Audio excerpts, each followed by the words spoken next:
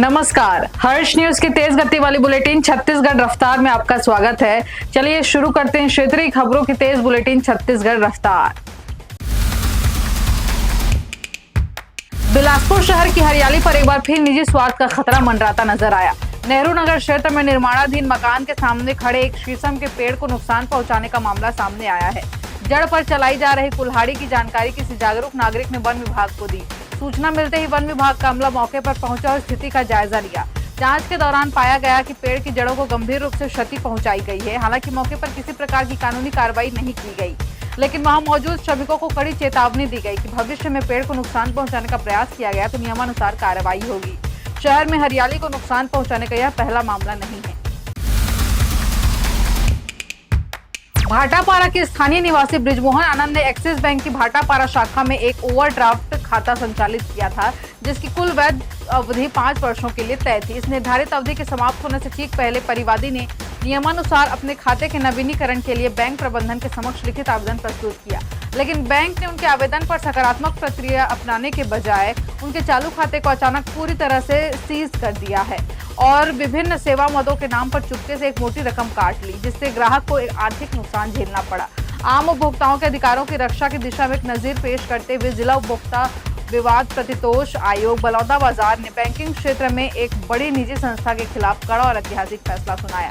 आयोग ने पीड़ित ग्राहक के खाते से अनुचित और अवैध तरीके से काटी गई बड़ी धनराशि को वापस लौटाने के आदेश के साथ साथ बैंक पर भारी मानसिक क्षतिपूर्ति और वाद ब्याज का हर्जाना भी ठोक दिया है।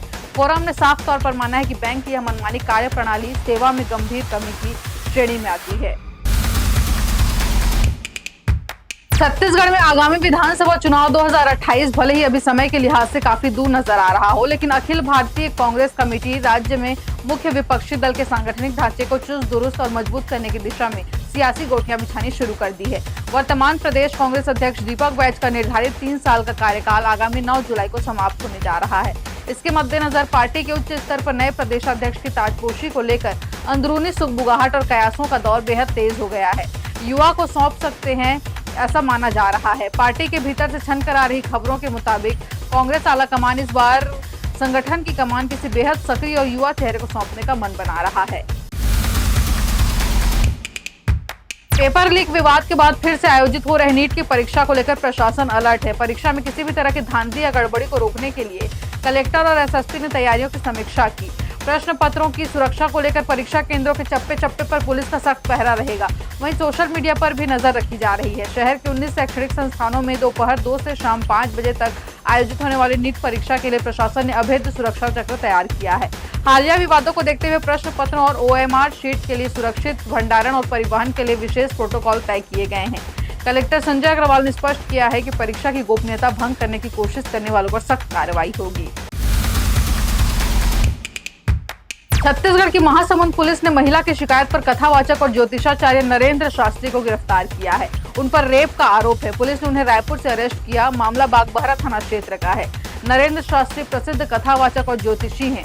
उन्हें चावल वाले बाबा या चाय वाले बाबा के नाम से जाना जाता है। वे लोगों को लाए गए चावल के दानों और एक लाल फूल देखकर उनका भूत भविष्य और वर्तमान बताने के लिए काफी लोकप्रिय थे। बता दें कि इससे पहले जांजगीर चांपा में आरोप में निर्मल बाबा 60 वर्षीय को गिरफ्तार किया गया था। महिला के शरीर में दर्द की परेशानी थी। इस समस्या के इलाज के लिए वह बाबा के पास गई थी। इस दौरान उसने महिला से रेप किया था।